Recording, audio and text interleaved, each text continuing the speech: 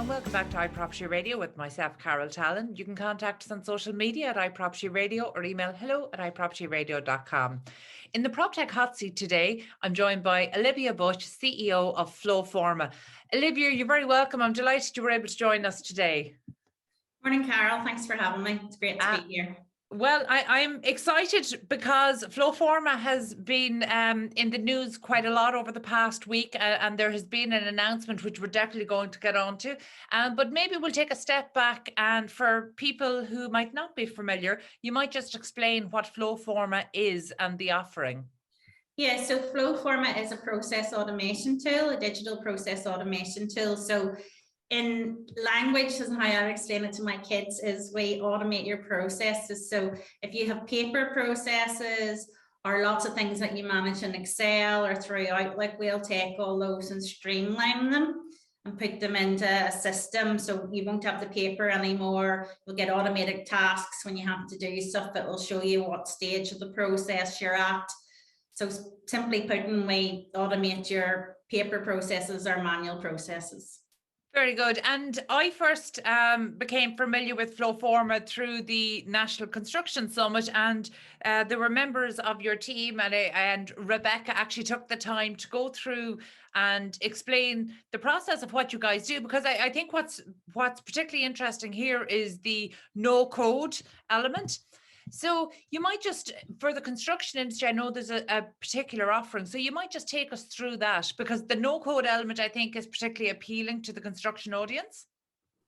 Yeah, so we have a construction accelerator. So we have pre-built processes for construction. So construction would be one of the industries we have a lot of traction in, because it would have repeatable processes, that every construction company needs. So the examples would be things like materials requisition or inspection requests, site visit requests, permits to dig, all of those type of things. So we would have pre-built processes for those. And as you rightly said, the unique thing about Flowforma is that it's no code, which means that it's for business users. So non-technical people, and I put myself in that bracket, Carol, could roll the tool out. We have had examples where customers have had interns, business interns, not technical interns, roll the tool out for them. So it's a logical approach that doesn't require you to have any IT development skills. You don't have to code. So, we've got lots of people like HR managers, finance directors, the process owners. So the people who actually know the process best can get on with it and roll the tool out without waiting on IT. I mean, I'm sure we've all had experience. I'm a marketeer by trade, so I've been in technology marketing for over 30 years. And I remember the days, I'm old enough to remember, Carol, whenever you needed one little change on your website and you had to go to IT. And they had a big priority list. It was, understandable, but you weren't top of their list. Whereas now you've got content management tools, you can do all your changes yourself in-house, and we can change things on our website straight away. So it's quite similar to that. It allows the process owner to get up and running. It's trusted by IT, and a lot of IT departments welcome a tool such as ours because it reduces the dependency on them and it helps make more people across the business self-sufficient. Yeah, which obviously is the aim. Technology should absolutely be making things simpler. It shouldn't be making it more complicated. And I think that actually there was an exclusionary nature around technology, if you look back 20, 30 years ago, that maybe wasn't there today. It's interesting to say that your background is coming from technology marketing, because marketing to an industry like construction is a little bit different insofar as it's traditionally it has been a much slower industry to embrace technology. So how have you found that experience? Yeah, I mean, I've worked in technology marketing, and I suppose I've become quite unique in that because marketers tend to jump about industries, but I was working in BPM, ECM, document management, so always stayed in technology. But we've found now that construction, I think, have realized that they need to welcome new technology. Now, we were seeing that, Carol, even pre-COVID. So before COVID, we were already getting a lot of traction in construction because they had realized that they need to start to digital transform. They need to start looking at their tools, and they're a little bit behind most of the other industries. When it comes to tools such as ours, such as digital, still have a lot of paper-based processes. They still have a lot of people out on site that work on paper. Whereas we have a mobile tool that allows them, so they won't have to have paper out on site, and they can record the results instantly and it's straight back.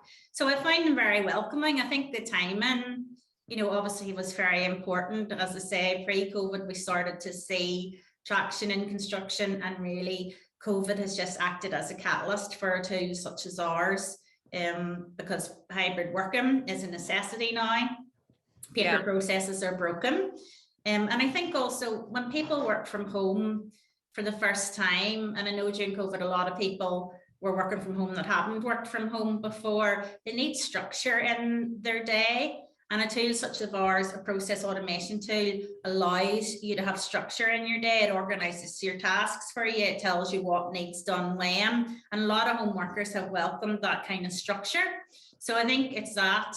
And also I think then we all know there's a global shortage of IT resources at the moment. It's very hard to get IT people. And also if you do, they're very expensive. So our tool allows you to be self-sufficient and not have to go out and pay for those expensive IT resources. Yeah, that's a great point. And you're definitely not the first CEO of a construction technology group to sit in the Proptech Hot Seat there and talk about the impact of COVID in terms of accelerating adoption. But you make a great point, and one that's sometimes overlooked, that actually the industry, while it's often criticized, it was absolutely taking steps towards digital transformation prior to COVID, but COVID certainly accelerated, and maybe I think maybe COVID established the business case for it when that remote working needed to be facilitated. But in terms of the skills shortage, we talk so often about the skills shortage in construction that sometimes, again, it's overlooked that they tend to be engineering, and we forget that actually there's an increased need for skills in technology in construction, and that's also a skill that's in short supply at the moment. So how is that impacting not just your clients, but also your own business? Yeah, I mean, there's an IT shortage across industries. It's not just construction. And we're actually recruiting for the R&D department at the moment, and it's been extremely difficult to find, one, people with the skill set, and two, people that you can afford. Like, we're a small company as well, Carol, with 30 people. And because there's such a shortage and demand, these people are very expensive. So I think that's what all companies across all industries are struggling with at the moment. It's getting the people, and then it's maintaining them and keeping them, because it's such a competitive market and there's such a demand. Outside of the skills shortage, one of the other resources that is really under pressure within construction at the moment, certainly when we look at materials, it feels like the construction industry has just been really hammered. And I know many industries will have felt the same, but I mean, they were only getting into a rhythm of recovery before Brexit kicked in, and then before we were able to fully understand the impacts of Brexit with COVID and the unpredictable and the uncertainty around COVID, just as we thought we were coming out of that, there was the outbreak of war in Ukraine, and so essentially every element of the business of delivering construction has come under fire. So I can see, by the way, in terms of the tiny margins that are involved in construction, I can see why anything that simplifies, anything that makes things more efficient and can be done with a reduced staff would be of benefit. But because the margins are so tight, there's generally not a good appetite for trying new things unless they're fairly well tested. So how are you finding getting into construction companies maybe where they haven't gone far along that journey of digital transformation? Do they see this as an expense or a resource to be used? Yeah, I think you get mixed reactions, but we have a lot of customer case studies and referrals, so I think that definitely helps. I do think they realize that they're having to do something now, and automation tools, for years have always been around increasing your operational efficiency. So I think people realize that. So if you've got tight margins, I think any tools that help your operational efficiencies, people are open to. So I think automation tools, people know do that, and they also help reduce the time you spend on manual tasks and to free everyone's time up to concentrate on their job at hand. So I think that's welcome. I do think people are still cautious. So I think it's still the unknown, and automation tools is about process change, and it's change within your business. And let's face it, Cara, we all don't like to change. We all like to just work the way that we know. So I think, there has to be a mindset to embrace change throughout the business. COVID, Brexit, all of those things have definitely made people think more about change and realize that they're having to change. The workforce shortage as well. So I think people are more open to change, but you do need to have referrals and references and use cases. And we're lucky we have plenty of those. And we have a lot of customers in the US markets. They're probably slightly further along the journey than we are in the UK and Ireland. So a lot of those customers will act as references and use cases, which is great. And the lovely thing about construction, as I said earlier, is it's a repeatable process. So some industries we work in, for example, for insurance, every time you go in, it would be a different solution. It wouldn't be repeatable across, but in construction, it's repeatable across construction companies. So, every construction company needs an onboarding process. Onboarding and hiring and managing contractors is a big thing. Site visit requests, materials requisition, those are all common across lots of industries. So that makes it easier because we can share the knowledge across construction companies. And actually, in terms of that sharing knowledge, so I can see one of the things when we look at or when we talk to AI companies, one of the issues and challenges that come across is the lack of accessible data across the construction industry here in Ireland, that actually we haven't been good at generating data, and we're also not good at sharing it, even in anonymized ways. So how are you collecting and maybe using that for the betterment of the industry? Yeah, well, our customers, we're like a family business, so we know our customers very well. The analysts, we work with Forrester analysts in London, and they always joke and say nobody knows their customers like we do because we're so small. So we work, as I say, we've worked with our customer clients to create this construction accelerator, which is 8 or 9 pre-built processes that we know are common across the industry, and we work with our customers closely to get those created, and they've shared what they're doing, and we've been able to take that knowledge and pre-build these processes that will hopefully get other construction companies up and running faster on their digital transformation. Very good. In terms of the construction accelerator and those kind of pre-built templates, do you integrate with, so for example, would you integrate with design tools or something like BIM modeling with your clients? Do you integrate or right through to the other end of the spectrum, which would be kind of the accounts procedures and others? Yeah, so we can integrate through the API integrations. We do integrate with Procore, and BIM is one that comes up as well. So there's a couple of ones that we see again and again that we integrate with. And then we are a SharePoint add-on product. So we sit on top of SharePoint, which is used largely across the construction industry for document management as well. So, that's the document management tool of choice for us. So yes, there's all of those integrations. I mean, process is always about integrating. You always have to sit in the middle of different things with process. So we'd be very used to that scenario. Very good. Olivia, I mentioned there at the top of the interview, Flowforma has been in the news over the past week. There's been some really positive developments. You might just take us through the latest news announcement. Yes, so we raised 4 million in investment there, Carol, and that is to enable our next stage of growth. So we're hoping to create 70 jobs in this new phase of growth and global expansion. So a large part of that is also focusing in on US construction market.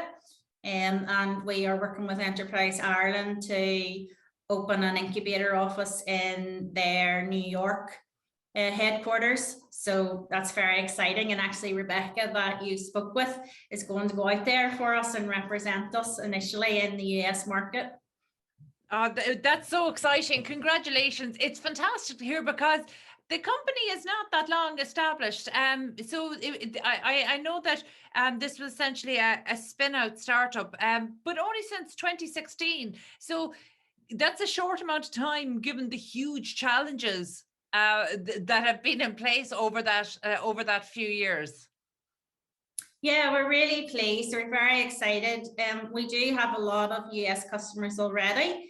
So US customers and the UK would be our two biggest customer bases. And we have as many in the US as the UK, believe it or not. So because it's a SaaS-based product, we've always been able to do a remote sell, but we felt that now it's time to take the next step and get some feet on the ground and do some networking. And as you mentioned, Rebecca's the perfect person for doing the networking. Fantastic. And just in terms of, I suppose, when you're looking at other jurisdictions, and I ask this question to most of the guests that we have on, particularly when they're operating in different jurisdictions, I'm always really interested to objectively find out where Ireland sits in terms of tech adoption, because I'm very conscious that I speak to people who are interested in innovation. I speak to companies who see the value of investing in tech. But when you're going into a new marketplace, how does the marketplace stack up, or where does Ireland fit in terms of progress being made on digital transformation? Yeah, I think the US is ahead of the UK and Ireland. I mean, we saw that when we talk to customers in the US, they don't need educated as much. They already know a lot about digital transformation. They know about no code, low code tools. They know the benefits. So we're not really selling that. They're usually out assessing tools. There's one or a couple of our competitors in the running. Whereas in the UK and Ireland, we still have to educate people a little bit more as to what they're losing if they don't go no code or low code. So I think everyone in the UK and Ireland, all the construction companies know that they need to digitize, but there still wouldn't be the same urgency as there maybe is in the US market.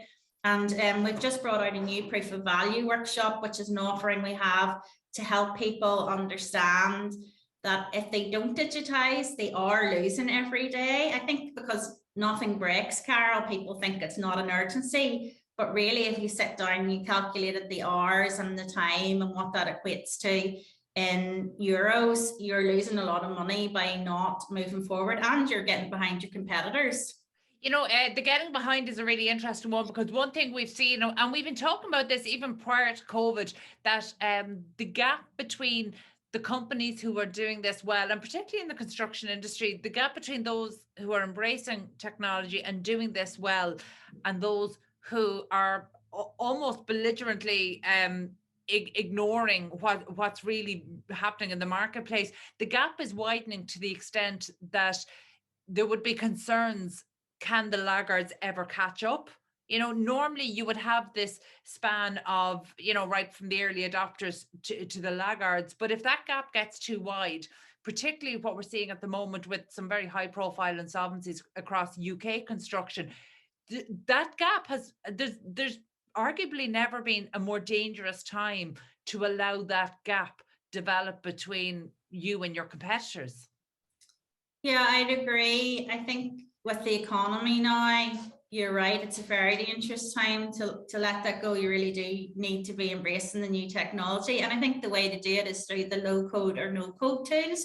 They're less expensive, so Flowforma was created to bring business process management or automation to the masses. So for those companies that couldn't afford, 6 or 7 figure enterprise software, tools like ours were created. It's a SaaS software, so it's easy in, opt out, opt in. And I think companies are going to have to look to those kind of tools. You get up and running much faster. So as you said, if they've left it and the gap's quite big, using low code or no code tools would help them close that gap quicker. Yeah, that's a really good point. And it's amazing. Prior to COVID, if you and I were having this conversation, we would talk about the differences between the attitudes of those who are ready to embrace and those who aren't. And the biggest change has never been around the technology. It's always around the culture and making that mindset shift. But actually, COVID really accelerated that particular part of it, because everybody had to get on board. You know, everybody was using Zoom for everything from engagement parties and family announcements to important work. Absolutely. So actually, I think that the mindset, it's not even about the technology that was able to be employed over the period of construction lockdowns. It was that culture, that mindset that actually might have taken, I don't want to say a generation, but it might have taken another decade to get there. Suddenly we got there in a matter of under 12 months. I think you're right, because it came into every part and every aspect of people's lives. Yeah. So not just work, you know, as you say, it suddenly was how we lived day to day. Yeah, and I think that's been a huge benefit to Proptech and construction technology innovators everywhere. So it's amazing to see this kind of innovation coming out of Ireland and now spreading globally. So the very best of luck to your team as you head stateside and open the office over there. We look forward to hearing great things, and congratulations on the latest funding round and growing your team. It's a really exciting development for any technology company, and we're particularly delighted to see it across the built environment, because we know that that's where innovation is needed. So congratulations and best of luck to your team. That was Olivia Bushe, CEO of Flowforma, and that's it from us this week. You can get in touch with the show on social media at iPropertyRadio, or email hello@iPropertyRadio.com. My thanks to producer Breed Malloy and the Hear Me Roar media production team, and to Luke Delaney on sound for Dublin South FM. Until next time, thank you for listening.